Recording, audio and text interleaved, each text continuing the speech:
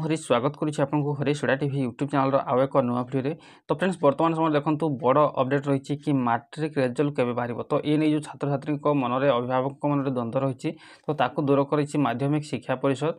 तो matric result केबे बाहर से नहीं तारीख घोषणा होती। तो चलते भिडियो ही जनइबी से वीडियो को बिना स्किप कर समस्त शेष जाए देखा सहित वीडियो गोटे लाइक करूँ। जदि चैनल को नुआ कर चैनल को सब्सक्राइब करने और पाखे बेल आइकन क्लिक करने आगे कोई लाटेस्ट अपडेट पाइबापी। तो देखो कहुई कि मैट्रिक खाता मूल्यांकन शेष होती केवल किसी अन्य भाषा उत्तर खाता यथा बेंगली तेलुगु उर्दू भाषार खाता बोर्ड ऑफिस परिसर में मूल्यांकन चली।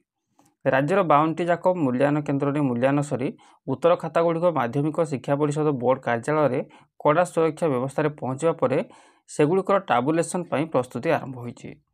टाबुलेसन किपरि त्रुटि शून्य हम से बोर्ड कर्तृपक्ष गुरुत्व देइछन्ति। एथिलागी दायित्व रे थिबा अधिकारी मानक सहित कर्तृपक्ष समीक्षा करिसन्ति। टाबुलेसन पर परीक्षाफल प्रस्तुति लगी प्रोसेसिंग करा मे मास प्रथम सप्ताह रे फल प्रकाशन लगी समय धार्य रही। टाबुलेसन और मार्क प्रोसेसिंग कार्य आसंता 2 सप्ताह मध्य शेष करने को धार्य रखिछन्ति। तो रोल नंबर आधार में मार्क प्रोसेसिंग कार्य पर सर्टिफिकेट प्रस्तुति कार्य आरंभ हो।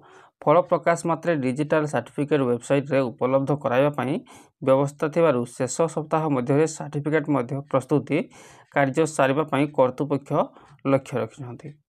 तो फ्रेंड्स मे मास प्रथम सप्ताह रे रिजल्ट प्रकाश पाइबो बोली कहुछि।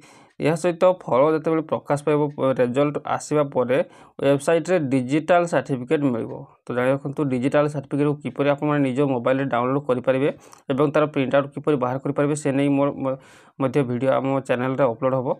तो जो मैंने भी चैनल को सब्सक्राइब करना सब्सक्राइब करके रखि था। जिते बेले नुआ नुआ वीडियो अपलोड होबो आपन पाखे नोटिफिकेशन जीवो। नोटिफिकेशन जरिया आप वीडियो को सर्वप्रथम देखि परिबे एवं जानि परिबे। Thanks for watching. पुणी देखा नेक्स्ट वीडियो।